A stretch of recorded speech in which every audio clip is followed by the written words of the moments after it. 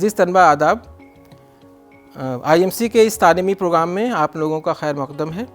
आज हम ब्लॉकचेन के दूसरे हिस्से में blockchain generation, type and consensus protocol के बारे में जिक्र करेंगे।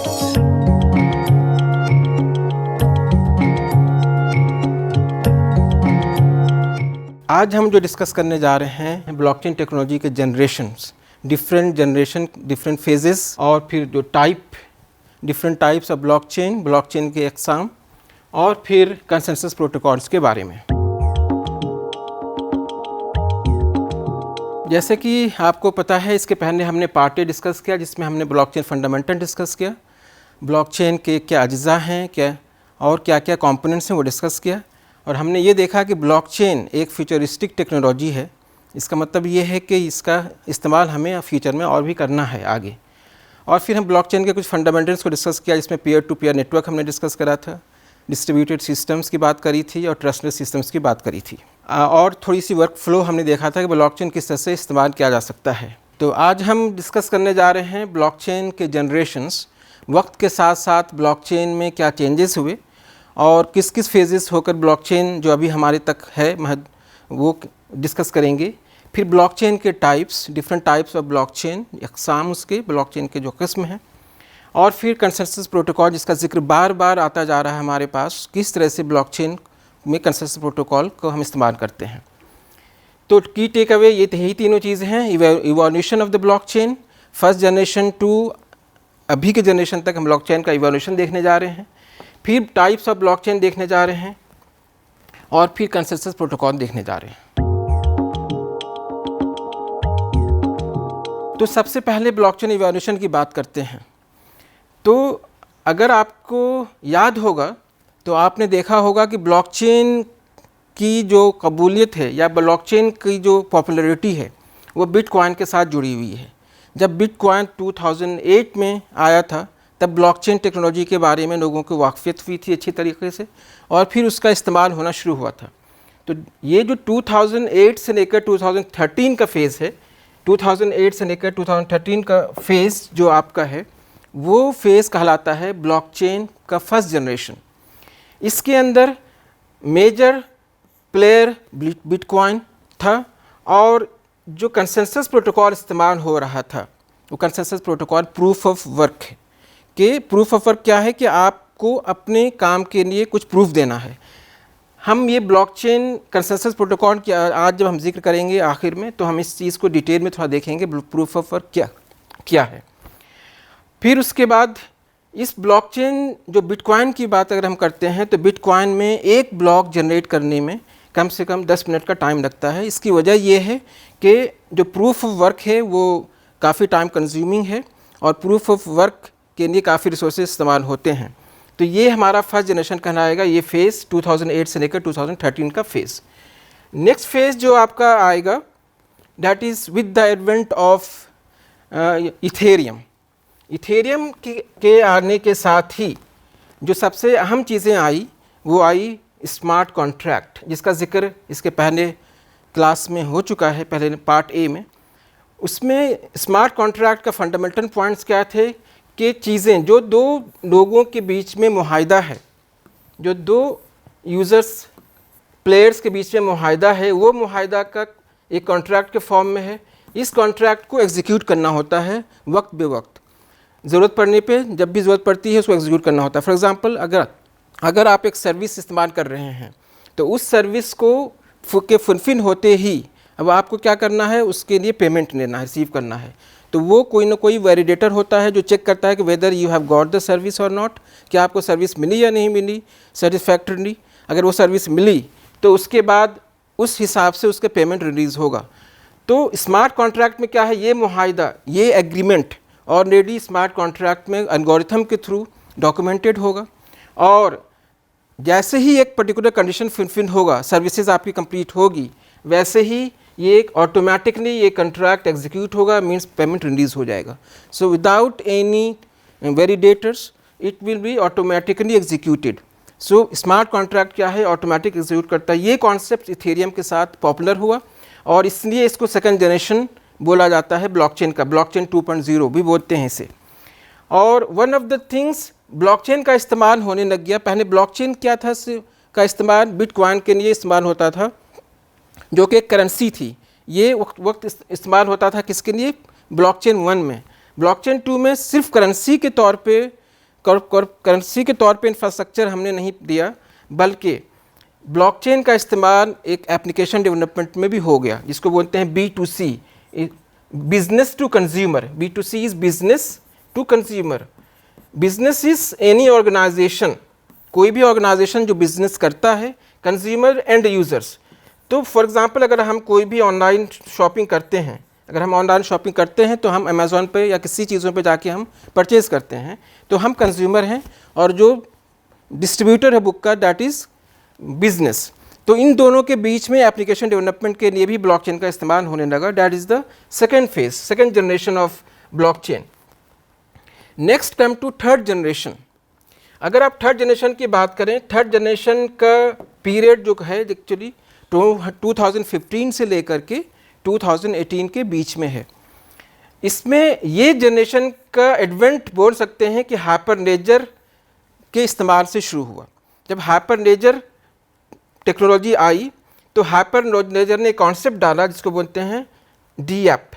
सो हाइपरलेजर टेक्नोलॉजी के साथ क्या है, इसने इवन दूसरी चीज़ क्या करा हाइपरलेजर ने प्रूफ ऑफ वर्क को चेंज करके प्रूफ ऑफ स्टेक का इस्तेमाल करना शुरू किया। प्रूफ ऑफ स्टेक क्या है? ये भी एक कंसेंसस मैकेनिज्म है। कंसेंसस मैकेनिज्म में क्या है कि instead of proof of work, आपको अपना वर्क का प्रूफ नहीं दे करके जो इंसान का जितना स्टेक है उतना परसेंटेज वो वैलिडेट कर सकता है ट्रांजैक्शन को। तो इसको हम डिस्कस करेंगे अभी कंसेंसस प्रोटोकॉल के अंदर भी। सो ये थर्ड जनरेशन कहलाएगा। आप जिसको बोलते हैं ब्लॉकचेन 3.0, 3.0 भी आप बोल सकते हैं। उसके बाद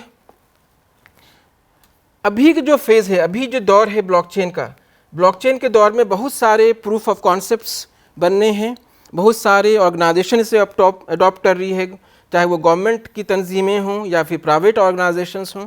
ये सारे लोग धीरे धीरे करके ब्लॉकचेन का इस्तेमाल अपने सिस्टम्स के लिए कर रहे हैं। तो ये एक लार्ज स्केल स्केलिंग, यानी अभी हमने शुरुआत की थी, एक प्रूफ ऑफ कॉन्सेप्ट बनाया था। प्रूफ ऑफ कॉन्सेप्ट के साथ अब हम क्या करने जा रहे हैं कि अब हम सिर्फ प्रूफ ऑफ कॉन्सेप्ट तक ही महदूद नहीं है, अब हम एक रियल लाइफ एप्लीकेशन की तरफ बढ़ते जा रहे हैं। और सिर्फ उसके तरफ ही नहीं बढ़ रहे हैं, बल्कि हम ये भी देख रहे हैं कि और किस जगहों पर हम ब्लॉकचेन का इस्तेमाल कर सकते हैं एज ए डिस्ट्रीब्यूटिव टेक्नोलॉजी। तो ये अभी हम इस दौर में हैं, इसमें इनोवेशन है, रिसर्च है, डिफरेंट काइंड ऑफ एडॉप्शंस हैं, डिफरेंट काइंड ऑफ टेक्नोलॉजीज हम इस्तेमाल करने जा रहे हैं। That is the fourth generation of blockchain. ये तो हुई ब्लॉकचेन के जनरेशन्स के वक्त के साथ साथ हम कहाँ से चलकर एक बिटकॉइन से स्टार्ट होते हुए अभी हम एक डेवलपमेंट फेज़ तक आ चुके हैं, जहाँ पर हम बड़े बड़े सॉफ्टवेयर डेवलप करने जा रहे हैं। सो that is the fourth generation. अब जो दूसरी चीज़ हम आज डिस्कस करेंगे, जनरेशन के बाद सम हिस्टोरिकल बैकग्राउंड हमें क्लियर हो गया। अब हमें आइडिया मिल गया कि ब्लॉकचेन सिर्फ एक कॉन्सेप्ट नहीं है आज के दौर में, ब्लॉकचेन एक रियल लाइफ एप्लीकेशन के तौर पे हम इस्तेमाल कर सकते हैं। तो ब्लॉकचेन के टाइप क्या हैं? तो ब्लॉकचेन के टाइप को समझने के लिए मैं आपको दो चीज़ें समझाना चाहूँगा कि ब्लॉकचेन का बेसिक टर्म जो मैंने लास्ट क्लास में डिस्कस किया था, एक तो होता है block, different blocks are connected together, ये आपका ब्लॉक हो गया। और ये ब्लॉक के साथ चेन है, जो कि ये कैसे एक ब्लॉक दूसरे ब्लॉक के साथ लिंक्ड है। और हमने देखा था लास्ट पार्ट ए में कि ब्लॉक चेन में क्या है, ब्लॉक एक ब्लॉक के पीछे वाले ब्लॉक का रेफरेंस एज एन हैश हम इस्तेमाल करते हैं। तो ये इसकी कैटेगरी डिफाइन करने के लिए दो चीज़ें डिफाइन करनी पड़ेगी। पहले क्या है, ये चेन में कौन ज्वाइन कर सकता है, who can join the chain.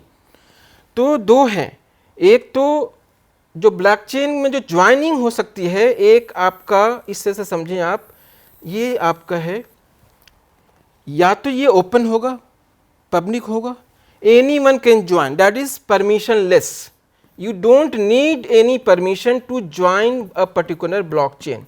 एक तो ये है कि आपको permissionless, you don't need permission. जैसे आपका बिटकॉइन है, बिटकॉइन ज्वाइन करने के लिए किसी अथॉरिटी की परमिशन नहीं लेनी है, तो परमिशन लेस। दूसरी चीज़ क्या है, ये चेन के लिए, मैं चेन की बात कर रहा हूँ, तो इस चेन में सिस्टम का हिस्सा बनने के लिए या तो आपको परमिशन चाहिए या परमिशन नहीं चाहिए। दूसरा पार्ट क्या है, परमिशनड, you need some kind of permission. You need some kind of permission.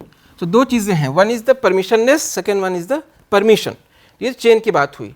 अब जो ये ब्लॉक है, इसको आप ब्लॉक जहाँ पे आपका डेटा स्टोर है और हेडर्स वगैरह स्टोर है, ये ब्लॉक या तो हो सकता है पब्लिक या हो सकता है ये प्राइवेट. तो अब इसके कॉम्बिनेशन अगर हम बनाते हैं तो ब्लॉक या तो पब्लिक, कि हम एक तो हमने फॉर एग्जांपल मैं जुड़ गया ब्लॉकचेन के साथ लेकिन मेरा डेटा पब्लिक है, एक है कि मैं जुड़ा परमिशन के साथ लेकिन मेरा डेटा पब्लिक नहीं है, तो या तो पब्लिक होगा या प्राइवेट होगा. अब इसको कैटेगरी ऐसे कर सकते हैं जैसे परमिशन लेस है. अब permission less chain is permission less but block is public. Block is public, इसको बोलेंगे public blockchain. Anyone can join the chain and data is on the public domain, जिससे आपको बिटकॉइन इथेरियम की बात करते हैं. दूसरी चीज़ क्या है, दैट इज अ पब्लिक. दूसरा पोर्शन क्या है, दूसरा एक्सट्रीम, दैट इज प्राइवेट. कि आप क्या कर रहे हैं, आपको ज्वाइन होने के लिए परमिशन चाहिए. You can not join a system without any authority permission. Permission चाहिए और आपका डेटा क्या है, प्राइवेट है. In every one can not see your data. तो ये आपका क्या हो गया, प्राइवेट परमिशन. और ये क्या था पहला वाला, पब्लिक परमिशन लेस. इस दोनों के बीच अब क्या, एक चीज़ और क्या हो सकती है कि अब ये जो प्राइवेट है सिंगल अथॉरिटी मैनेज कर रही है. अब हम चाहते हैं नहीं सिंगल अथॉरिटी मैनेज नहीं करेगी, क्योंकि ब्लॉकचेन का कॉन्सेप्ट ही यही है कि कोई सिंगल अथॉरिटी का कंट्रोल नहीं हो, मल्टीपल अथॉरिटी हो. अगर मल्टीपल अथॉरिटी कंट्रोल कर रही है तो नेचुरली वो कौन सी अथॉरिटी है जो कंट्रोल करेगी, इसका हम एक कंजोर्टियम बनाएंगे, कंजोर्टियम ग्रुप. एक कंजोर्टियम बनेगा. सो ये कहलाएगा कंजोर्टियम, जहाँ आप लिख सकते हैं इसे कंजोर्टियम. ये कंजोर्टियम कहलाएगा. तो कंजोर्टियम में क्या है कि one body is not deciding, multiple bodies is deciding. Multiple body मिलकर एक डिसीजन लेते हैं, that is known as consortium blockchain. इसके बाद एक और हम क्या कर सकते हैं इस दोनों के बीच में कि नहीं, कुछ हमारा ब्लॉकचेन के कुछ पार्ट्स, कुछ सर्विसेज जो हमारे क्या हैं वो पब्लिक हो सकते हैं, कुछ सर्विसेज हमारे क्या हो सकते हैं, प्राइवेट हो सकते हैं, कुछ सर्विसेज परमिशन हो सकते हैं, कुछ चेन हमारा परमिशन हो सकता है, कुछ चेन हमारा परमिशनलेस हो सकता है. तो इसको हम बोल सकते हैं, इसको बोलते हैं हाइब्रिड. ये ना ही पब्लिक है ना ही प्राइवेट है, कॉम्बिनेशन. तो ये कुछ पार्ट हो सकता है पब्लिक हो, कुछ पार्ट हो सकता है प्राइवेट. जनरली ये बड़ी तंजीमें जो होती हैं या ख़ास करके गवर्नमेंट ऑर्गेनाइजेशंस हैं जहाँ पर कि कुछ पार्ट पोर्शन जो कि हमें पब्लिक डोमेन पर नहीं रखना, वहाँ पे प्राइवेट हो जाएगा, लेकिन एज एन यूज़र को कुछ सर्विसेज देनी है वो पब्लिक हो जाएगा. तो ये हाइब्रिड ब्लॉकचेन. तो ये पूरे का पूरा सिस्टम है जिसको हम वन बाय वन देखेंगे. टोटल कॉन्सेप्ट ब्लॉकचेन का एग्जाम अगर आप देखें, टाइप्स देखें तो यही है. अब इसको हम वन बाय वन एक्सप्लोर करते हैं कि किसमें क्या फीचर्स मिलती है. सबसे पहले हमने देखा कि पब्लिक ब्लॉकचेन में क्या क्या फीचर्स मिल सकती है. सबसे पहली चीज़ आप देखिए पब्लिक ब्लॉकचेन के अंदर क्या है कि पब्लिक ब्लॉकचेन एक ओपन नेटवर्क है. नाम से क्लियर है, anyone can join the network. आपको ज्वाइन करना आप कर सकते हैं, किसी की परमिशन नहीं चाहिए आपको. दूसरी चीज़ क्या है कि आप एज ए पार्टिसिपेंट्स आप एनोनिमस हैं, आपकी आइडेंटिटी डिस्क्लोज नहीं होगी. दूसरी फीचर्स में क्या है, decentralised, fully centralised, because there is no central authority at all.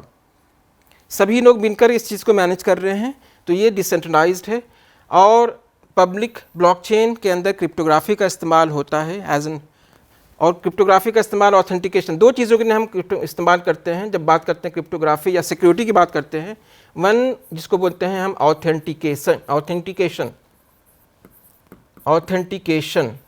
Authentication के मैं ही हूँ, मैं ये अकाउंट मेरा ही है, दैट इज़ ऑथेंटिकेशन. अपने आप को प्रूफ करना, जैसे आप यूज़र नेम पासवर्ड के थ्रू आप अपनी ऑथेंटिसिटी प्रूफ करते हैं. आप ही प्रूफ करते हैं कि आप ही इस अकाउंट के होल्डर हैं या इसको या पर्टिकुलर टास्क के होल्डर हैं. तो दैट इज़ ऑथेंटिकेशन. दूसरी चीज़ होती है जिसको बोलते हैं ऑथोराइजेशन. ऑथोराइजेशन मीन्स मैं ही हूँ. फॉर एग्जाम्पल मैं एक स्टूडेंट हूँ तो मैं मानू का स्टूडेंट हूँ, तो मैं मानू का स्टूडेंट तो हूँ, लेकिन क्या मैं हर एक काम कर सकता हूँ? क्या मैं हर एक सब्जेक्ट का एग्ज़ाम दे सकता हूँ? नहीं, मैं हर एक सब्जेक्ट का एग्ज़ाम नहीं दे सकता. जिस सब्जेक्ट के लिए मैं एलिजिबल हूँ उस सब्जेक्ट का एग्ज़ाम दे सकता हूँ. That is authorisation. तो दो चीज़ें हम इंश्योर करते हैं with the in terms of security. एक चीज़ हम ये इंश्योर, इसके अलावा भी चीज़ें होती हैं, लेकिन ये दो मेजर चीज़ें होती हैं। तो क्रिप्टोग्राफी के ज़रिए हम ऑथेंटिकेशन को से ऑथेंटिकेट करते हैं कि particular user is correct user. और अगर हम बात करें पब्लिक ब्लॉकचेन की, ब्लॉकचेन की स्पीड कम है बिकॉज इट, क्योंकि ये जो फंडामेंटल चीज़ें हैं it will have proof of work.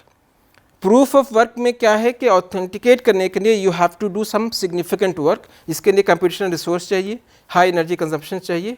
और अगर बिटकॉइन का एग्जांपल अगर आप लें तो बिटकॉइन में 1 ब्लॉक माइन करने में कम से कम 10 मिनट्स का गैप होता है, 10 मिनट्स का टाइम लगता है। सो वन, इसलिए कि कोई इसे एक्वायर नहीं कर पाए, so that is the 10 minutes. So these are the few examples of public blockchain, Bitcoin, Ethereum and Litecoin. So ये तो थी पब्लिक ब्लॉकचेन की कुछ कॉन्सेप्ट्स की बातें। नेक्स्ट अगर हम बात करें, नेक्स्ट ब्लॉकचेन आपका है प्राइवेट ब्लॉकचेन। प्राइवेट ब्लॉकचेन क्या है? It is not open, it is not open, anyone can not join. There is certain authority and if you want to join the system, अगर आप उस सिस्टम का हिस्सा बनना चाहते हैं उस अथॉरिटी की परमिशन लेनी पड़ेगी, और फिर परमिशन लेने के बाद आप इसे ज्वाइन करेंगे। और चूंकि एक अथॉरिटी है उसे कंट्रोल कर रहा है यहाँ पे, it is not fully distributed, central authority होती है। फीचर्स क्या है? ट्रांजैक्शन स्पीड कम है क्योंकि इट्स नॉट इन, तो काफ़ी फास्ट ट्रांजैक्शन होता है यहाँ पर, क्योंकि आपको ऑथेंटिकेट करने में टाइम कम लगता है, और time consumption, resource utilisation less. But जो प्रॉब्लम, लिमिटेशन इसकी सबसे बड़ी यही है कि जो ब्लॉकचेन का fundamental concept is distribution, decentralisation. लेकिन अगर आप प्राइवेट ब्लॉकचेन की बात करें तो डिसेंट्रलाइजेशन की कमी है, तो ये इसकी लिमिटेशंस के हिसाब से हम सोच सकते हैं। और चूंकि अगर ये डिसेंट्रलाइज नहीं है, क्लाइंट सर्वर इन्वायरमेंट की बात अगर हम कर रहे हैं, क्लाइंट है, एक सर्वर है, तो क्या होना है फिर? अगर server fail, everything is fail, तो सिंगल पॉइंट ऑफ फेलियर। तो ये लिमिटेशंस हैं प्राइवेट ब्लॉकचेन के अंदर। कुछ examples, MultiChain, Monex, these are the few examples of private blockchain. Next जो हमने बात करी थी कि कंजोर्टियम, नेक्स्ट हमने बात करी थी कंजोर्टियम ब्लॉकचेन की। कंजोर्टियम ब्लॉकचेन क्या है कि परमिशनड है, it is not like anyone can join, permissioned, but it is not controlled by single authority, it is controlled by multi group of people, group of authority, जिसको बोलते हैं federated, इसको federated blockchain भी बोलते हैं। So federated authority means a group, there is a group that is authorized, so only one person cannot take a decision but this group will take a decision, so that is the point। आप feature क्या है? It is faster, और ख़ास करके supply chain management की अगर बात करें, सप्लाई चेन में क्या है? प्रोडक्शन से लेकर सेल तक, किसान ने एक अनाज पैदा किया, किसान ने किसी डिस्ट्रीब्यूटर या क्या बोलते हैं किसी दुकानदार को दिया, दुकानदार सप्लायर को दिया, सप्लायर, मल्टीपल लेवल्स में बात हो रही है कि एक प्रोडक्शन से लेकर के प्रोडक्शन हुआ, फिर मैन्युफैक्चरिंग हुई, मैन्युफैक्चरिंग के बाद रिफाइनमेंट हुआ, refinement different different warehouses पर डिस्ट्रीब्यूट हुए चीज़ों को, और यहाँ पर मल्टीपल अथॉरिटी कंट्रोल कर रही है। अब प्रॉब्लम ये है कि ये सारे अथॉरिटीज़ अलग अलग हैं, तो अगर हम एक सिस्टम बनाना चाह रहे हैं तो क्या, कौन कंट्रोल करेगा इसे? या तो ये करे या ये करे या करे, ऐसा नहीं हो सकता, because everyone need to control it. तो इस तरह के सिस्टम में जहाँ पर के सप्लाई चेन है, मल्टीपल स्टेक होल्डर्स इन्वॉल्व्ड हैं कहीं ना कहीं किसी तरीके से, तो उस जगह पर हम फेडरेटेड ब्लॉकचेन को का इस्तेमाल करते हैं। और so it is not fully distributed but it is distributed, और Hyperledger Fabric is one of the example, और R3 Corda is another example for federated blockchain. और जो लास्ट तरह का ब्लॉकचेन है जिसकी हम डिस्कशन करने वाले हैं, that is the hybrid blockchain. It's combination of private and public. हमने एक सिस्टम बनाया, इस सिस्टम में मल्टीपल लोग हैं। फॉर एग्जांपल ये हमारा गवर्नमेंट ऑर्गेनाइजेशन है, ये मल्टीपल अथॉरिटी है जो किसी सिस्टम को कंट्रोल कर रही है, मैनेज कर रही है। ये आपके एंड यूज़र्स हैं, ये सारे एंड यूज़र्स हैं जो इस्तेमाल कर रहे हैं। एंड यूज़र्स को कोई परमिशन नहीं चाहिए, he can access the system. यहाँ पर end user particular kind of services, लेकिन इस पर्टिकुलर पोर्शन, वो जो सर्विस मैनेज कर रहे हैं, और internal details that will not be available to all of them, सभी को अवेलेबल नहीं होगा, ना ही सभी इसके हिस्सेदार भी होंगे। जो अथॉरिटी है वो हिस्सेदार होंगे। तो यहाँ पर हम बना सकते हैं कि ये आपका प्राइवेट डोमेन में हो, ये पब्लिक डोमेन में हो। तो इस तरह के सिस्टम अगर हम बनाते हैं तो हम इसको बोल सकते हैं कि it is hybrid combination of private and public blockchain. So दोनों एलिमेंट्स होंगे, कुछ एलिमेंट्स इसके पब्लिक होने हैं, कुछ एलिमेंट्स प्राइवेट होने हैं। और ख़ासकर ये गवर्नमेंट ऑर्गेनाइजेशन में और हाईली रेगुलेटेड इंटरप्राइजेस, वो तंजीमें जो बहुत ही रेगुलेटेड है, जहाँ पर कुछ बहुत सारी चीज़ें होती हैं, हम यहाँ पर इसका इस्तेमाल कर सकते हैं। और एक और ये है कि ये रिलेटिवली न्यू इंफ्रास्ट्रक्चर है, न्यू इकोसिस्टम है, तो इस पर अभी थोड़ी सी वर्क और हो रहा है। सो इन्वेंशंस और हो रहे हैं, डेवलपमेंट और हो रहा है। So XinFin is one example of hybrid blockchain. So ये हमारे ब्लॉकचेन के डिफरेंट किस्म थे। अब हम आते हैं सबसे ज़्यादा अहम टॉपिक, जिसको हम बोल सकते हैं कंसेंसस प्रोटोकॉल की तरफ। लेकिन उसके पहले एक एग्जांपल को हम समझते हैं, जिसको बोलते हैं बाइजेंटाइन जनरल्स प्रॉब्लम। देखिए एक एग्जांपल है, मान लीजिए कि एक किला है, एक किला है आपके पास, इस किला को अटैक करना है। इसे अटैक करने के लिए डिफरेंट लोकेशंस पे डिफरेंट जनरल्स हैं, डिफरेंट सोल्जर्स हैं डिफरेंट जगह पे। यह किला मजबूत किला है और इसे अटैक करने के लिए, इससे जीतने के लिए, अगर हम सभी के सभी एक साथ एक वक्त पे अटैक करते हैं तो ही ये किला को हम फतह कर सकते हैं। और अगर इनमें से कोई भी एक टाइम पे नहीं पहुंच रहा तो वो किला फतह नहीं होगा। तो मीन्स इसका कहने का मतलब ये है कि हमें क्या करना है, कोऑर्डिनेटेड अप्रोच लेना है एक साथ। कोऑर्डिनेटेड अप्रोच किस लिए? फतह के लिए। अगर आपको विक्ट्री लेनी है तो उसके लिए क्या करना है, आपको कोऑर्डिनेटेड अप्रोच लेना है। लेकिन आप एक अज्यूम कीजिए कि बाय चांस इसमें से या तो अब सभी को क्या है, एक दूसरे को इन्फॉर्मेशन भी भेजना है, बाय चांस कुछ मिस इन्फॉर्मेशन हो या कोई एक जनरल रिट्रीट कर दे, अटैक नहीं करे, वजह कुछ भी हो सकती है। हो सकता है कि ये गद्दार हो सकता है कि वो दूसरे पार्टी से मिला हुआ हो, तो क्या होगा, फेल होगा। तो इस टाइप के, चूँकि ब्लॉकचेन भी आपका इसी टाइप का सिस्टम है जहाँ पर कि सभी लोग मिलकर काम करेंगे, और उसमें एक भी और कुछ लोग अगर ऐसे हो जाएं, कुछ नोड्स ऐसे हो जाएं जो प्रॉब्लमेटिक हैं, तो क्या होगा, आपका सिस्टम फेल होगा। तो हम इसको कैसे मैनेज करेंगे? तो बाइजेंटाइन जनरल प्रॉब्लम क्या कहलाता है कि अगर हम एक साथ काम अटैक कर रहे हैं तो हम फतह करेंगे, और अगर हम एक साथ अटैक नहीं करेंगे तो हम हार जाएंगे। तो हम इसको कैसे मैनेज करें? तो क्या क्या सिचुएशंस बन सकती हैं? पहली चीज़ क्या है, the messenger might get captured. अगर मैसेंजर कैप्चर हो गया और फिर उसके थ्रू मैसेज को ऑल्टर कर दिया गया, बोला कि नहीं अभी आपको क्या करना है, अटैक करना है, और मैसेंजर जाके बोल रहा है कि नहीं आपको रिट्रीट करना है, तो उसको कैसे आप सॉल्व करेंगे? इसी तरीके से क्या है कि क्या आप इंश्योर कीजिए जो आपके पास इन्फॉर्मेशन पहुंच रहा है वो इन्फॉर्मेशन सही पहुंच रहा है। और अगर कुछ जनरल्स आपके ट्रेटर्स हो गए, गद्दार हो गए, तो हम उसको कैसे हैंडल करेंगे? इस टाइप के सिचुएशन जो डिस्ट्रीब्यूटर नेटवर्क अगर है, हो सकता है डिस्ट्रीब्यूटर नेटवर्क में यहाँ पर गद्दार के टर्म की जगह यहाँ पर क्या इस्तेमाल कर सकते हैं, नोड फेलियर। और नोड आपको कुछ फेल हो गया, वो नोड सर्विसेज नहीं दे रही प्रॉपर, तो हम कैसे इसको मैनेज कर सकते हैं? या फिर किसी नोड में कुछ प्रॉब्लम हो गई, सिस्टम प्रॉपर वर्क नहीं कर रहा, तो अगर डिस्ट्रीब्यूटेड सिस्टम का फंडामेंटल चीज़ क्या है कि even though some nodes fails your system must work. तो इसी तरीके से जैसा कि अगर कुछ नोड्स आपके ख़राब हो भी गए तो भी सिस्टम आपका चलना चाहिए, ये इंश्योर करना। इसके लिए हम क्या करते हैं, हम डिवाइस करते हैं, इसको बोलते हैं कंसेंसस एल्गोरिथम। सो कंसेंसस प्रोटोकॉल्स क्या हैं?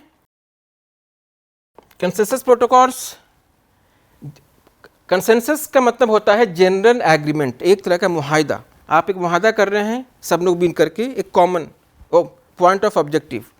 सो प्रोटोकॉल क्या है, स्टैंडर्ड्स, रूल, ग्रामर, कवायद, है ना, किस तरीके से हम कर सकते हैं डॉक्यूमेंटेशन। और consensus protocol is combination of these things, means एक ऐसा प्रोटोकॉल, एक ऐसा कवायद, एक ऐसा कायदा जिसमें कि हम एक इन्फॉर्मेशन को एक जगह से दूसरी जगह पे सही तरीके से भेज पाएँ और सभी लोग उस पर एग्री करें। So point of agreement, this is known as consensus protocol. Consensus protocols कई तरह के होते हैं। उसके पहले इसके मेजर ऑब्जेक्टिव्स क्या हैं वो देखते हैं। पहली चीज़, इसमें 3 मेजर ऑब्जेक्टिव्स होते हैं। जब भी कंसेंसस प्रोटोकॉल का हम एल्गोरिथम डिज़ाइन करते हैं तो हमें 3 चीज़ों को देखना पड़ेगा, खासकर डिस्ट्रीब्यूटेड नेटवर्क इन्वायरमेंट में। पहली चीज़ क्या है कि हम जो कंसेंसस प्रोटोकॉल डिफ़ाइन कर रहे हैं इट कैन बी वेरीफाइएबल। आप वेरीफाई कर सकते हैं कि नहीं मैंने जो मेरा जो पॉइंट है A, I am having point A is information, ये इंफॉर्मेशन करेक्ट है। Any one can verify who is the part of system. So ये चीज़ वेरीफाइएबल होना चाहिए। और दूसरी चीज़ क्या है कि जो भी इंफॉर्मेशन हम पास कर रहे हैं वो गारंटी होना चाहिए कि ये जेन्युइन है। तो पहली चीज़ क्या है कि हमारा जो हमारी एल्गोरिथम होगी उसमें एक फंडामेंटल प्रिंसिपल ये होगा कि जो भी जिस इंफॉर्मेशन पे हम वर्क कर रहे हैं वो इंफॉर्मेशन वेरीफाइएबल हो, वो इंफॉर्मेशन जेन्युइन हो और वो इंफॉर्मेशन टेम्पर प्रूफ हो। दूसरी चीज़, सिंगल स्टेट हो, यूनिट, यानी एग्रीमेंट का जो स्टेट है वो सिंगल पॉइंट ऑफ एग्रीमेंट। ऐसा नहीं कि x हमारे पास x पहुंच रहा है, y के इसके पास y पहुंच, नहीं, every x is present means everywhere x is present, क्योंकि डिस्ट्रीब्यूटेड नेटवर्क है, हर जगह इसका x का ही होना लाजिम है। तो यूनिटी हम कैसे इंश्योर करेंगे, that is the another characteristics while designing A consensus protocol. तीसरी चीज़ क्या है, फॉल्ट टॉलरेंस, जो हमने बात करी थी आपकी बाइजेंटाइन प्रॉब्लम की। अगर कुछ नोड्स आपके फेल हो जाते हैं एक सिस्टम के, कुछ मान लीजिए 10% नोड्स फेल हो गए, आपके 10% नोट फेल हो गए, बट स्टिल आपका सिस्टम चलना चाहिए, दैट इज फॉल्ट टॉलरेंस। तो आपको जब भी एक कंसेंसस प्रोटोकॉल डिफाइन करना हो तो आपको 3 चीज़ें पे ध्यान देना पड़ेगा कि एक प्रोटोकॉल आपका इतना स्ट्रांग हो जो कि आप गारंटी दे पाओ कि आपके जो इन्फॉर्मेशन है वो जेन्युइन है और टेम्पर प्रूफ है। सेकेंड चीज़, इन्फॉर्मेशन यूनिट इन्फॉर्मेशन है, सिंगल इन्फॉर्मेशन है, मल्टीपल कॉपी अलग अलग नहीं है, एक ही इन्फॉर्मेशन है। और अगर वो सिस्टम में कुछ नेटवर्क में कोई इश्यूज आ भी जाते हैं सर्टेन एक्सटेंट तक, तो उसको हम मैनेज कर पाएंगे, that is a fault tolerant. पहला एल्गोरिथम जिसका हमने जिक्र पहले भी किया था, जो कि बिटकॉइन भी इस्तेमाल करता है, इसको हमने proof of work. Proof of work क्या है, proof of work because there is a system. अब एक सिस्टम में आपको क्या है कि एक एल्गोरिथम होता है, मल्टीपल नेटवर्क, यहाँ पर क्या है मल्टीपल नोड्स हैं। प्रूफ ऑफ वर्क में क्या होता है कि एक टारगेट दिया जाता है जिसको बोलते हैं सम टारगेट, और ये target will be solved by some mathematical algorithm, इसको बोलते हैं हैशिंग फंक्शन। आप एक मैथमेटिकल प्रॉब्लम के थ्रू इसको इससे लेस वैल्यू फाइंड करनी होती है। अब इस टारगेट को सॉल्व करने के लिए बहुत सारे नोड ट्राई करते हैं। जो नोड सबसे पहले इस टारगेट को सॉल्व कर लेता है, मीन्स ये कह सकते हैं इसको एक पजल दिया गया, आपको एक पजल, एक प्रॉब्लम दिया गया सॉल्व करने के लिए। जो भी नोड सबसे कम वक्त में ये पजल सॉल्व करेगा वो नोड ऑथराइज होगा एक नया नोड क्रिएट करने के लिए, और एक नया नोड क्रिएट करेगा, और नया नोड क्रिएट करने के बाद वो ब्लॉकचेन का हिस्सा बनेगा। और जब कोई नोड एक नया नोड क्रिएट करेगा, इसको प्रोसेस को बोलते हैं mining. Mining is something you are discovering, निकाल रहे हैं आप, खोद के निकाल रहे हैं, तो माइनिंग बोलेंगे आप इसे। तो माइनिंग प्रोसेस में क्या है, रिवार्ड मिलता है, कुछ बिटकॉइंस मिलेंगे, अगर बिटकॉइन के टर्म से बात करें कुछ बिटकॉइंस मिलेंगे। तो यहाँ पर काफ़ी लोग फाइट करते हैं कि हम प्रॉब्लम को सॉल्व करें। तो जो सबसे पहले सॉल्व करेगा, सबसे कम वक्त में सॉल्व करेगा, उसे ये माइनिंग प्रोसेस में एक नया नोड क्रिएट करेगा, और नो ही विल, और इस नोड को माइन तो ये कर सकता है, लेकिन वैलिडेट करने के लिए कोई भी नोड इसे वैलिडेट कर सकता है। Mining is a difficult task but validation is not difficult task. तो माइनिंग तो डिफिकल्ट है, लेकिन बाकी लोग इसे वैलिडेट करेंगे। इस तरह से हम एक कंसेंसस मैकेनिज्म पे पहुंचते हैं। दूसरी चीज़ क्या है कि माइनर की आइडेंटिटी अननोन होती है, इट इज़ नॉट पब्लिक कि किसने माइन करा। चूँकि माइन करने में, क्योंकि एक टफ मैथमेटिकल प्रॉब्लम है जिसको हम सॉल्व करते हैं, और इसमें काफ़ी सारे लोग, इसमें क्या हो रहा है कि सभी लोग सॉल्व कर रहे हैं, लेकिन रिवार्ड किसी एक को मिल रहा है, नोट किसी एक का मिल रहा है, बाकी लोगों की एनर्जी भी लग रही है, बट वो एनर्जी का कुछ यूटिलाइजेशन नहीं है। सो एनर्जी कंजप्शन ज़्यादा है, रिसोर्स यूटिलाइजेशन ज़्यादा है, कंप्यूटिंग पावर रिक्वायर चाहिए, क्योंकि आपको इनसे आगे निकलना है, आपको इनसे आगे निकलना है, आपको इनसे आगे निकलना है, तो आपको कंप्यूटेशन पावर आपके पास ज़्यादा चाहिए। सो that is the problem, time consuming होगा और हाई एनर्जी कंजम्पशन होगा। सेकेंड चीज़ क्या है कि 51% रिस्क ऑफ, ये क्या है कि अगर कोई भी सिस्टम, कोई भी ऑर्गेनाइजेशन 51% नोड को कंट्रोल कर लेता है अगर इस डिस्ट्रीब्यूटेड नेटवर्क के अंदर, तो वो सिस्टम को मैनिपुलेट कर पाएगा। But it is very tough task कि 51% नोड को कंट्रोल करना, it is very tough task, but still 51% attack risk इसके पास रहता है कि अगर कोई भी सिस्टम इसको 51% नोड्स को अपने कैप्चर में कर लेता है, so he can manipulate the system. So that is the proof of work, one of the consensus mechanism. अब हम डिस्कस करने जा रहे हैं proof of stake. Proof of stake क्या है? अगर आप एक सिस्टम का हिस्सा हैं तो आपका कुछ स्टेक है उस सिस्टम में। मान लीजिए कि शेयर होल्डर्स हैं आप किसी कंपनी के, आपने 10% शेयर लिया हुआ है, आपने 5% शेयर लिया हुआ है। तो अगर आपने एक सिस्टम का एक हिस्सा हैं तो जितना ज़्यादा स्टेक आपका होगा उस सिस्टम में, उतने ज़्यादा आप कंसर्न होंगे कि आपका सिस्टम सिक्योर हो, क्योंकि आपका क्या है, ज़्यादा स्टेक है। कोई एक पर्सन किसी का मान लो 2% स्टेक है तो वो उतना कंसर्न नहीं होगा, लेकिन किसी का 50% स्टेक है तो वो चाहेगा कि हमारा सिस्टम प्रॉपरली चले, कोई प्रॉब्लम नहीं आए। तो सेम फिलॉसफी है यहाँ पे प्रूफ ऑफ स्टेक की। इसमें क्या है कि जितना ज़्यादा स्टेक है उतना ज़्यादा चांसेस है कि वो सिक्योरिटी में इंटरेस्ट लेगा आपके सिस्टम में। तो प्रूफ ऑफ स्टेक में क्या होता है कि एक रैंडम एल्गोरिथम होता है जो एक रैंडमली किसी नोड को सिलेक्ट करता है, और based on the stake he can validate a particular information. जितना परसेंट स्टेक होगा उतना परसेंट वो वैलिडेशन कर सकता है। So that is the principle. Validators की बात, वैलिडेटर्स क्या है? जो टर्म माइनर हम इस्तेमाल करते हैं प्रूफ ऑफ वर्क में, माइनर जो न्यू नोड माइन करता है उसके जगह पे टर्म यहाँ पे वैलिडेटर इस्तेमाल होता है। तो वैलिडेटर की रिस्पॉन्सिबिलिटी क्या है कि एक नोड को और को वैलिडेट करना। इसका टाइम, लो टाइम कंजप्शंस और लो एनर्जी कंजप्शन, बिकॉज इसमें क्या कुछ इस टाइप का रैंडमली एक पर्टिकुलर नोड को सिलेक्ट करने जाता है for the purpose of validation. So ऐसा नहीं है कि every nodes is fighting for a particular puzzle जो कि हमें सॉल्व करना है, उसके लिए हम नहीं कर रहे।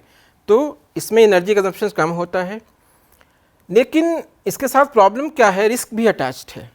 मान लीजिए कि अगर मैं इस पर्टिकुलर डिस्ट्रीब्यूटेड नेटवर्क को कंट्रोल करना चाहता हूँ तो मैं क्या करूँगा, मैं अपना स्टेक बढ़ा दूँगा। अगर मैंने अपना स्टेक बढ़ा दिया और मैंने एक सिग्निफिकेंट पोर्शन ऑफ नेटवर्क में हमारे नोड्स हैं, हमारा स्टेक है, तो क्या होगा, अल्टीमेटली वो सिस्टम मैनिपुलेट होगा एज पर माई विश।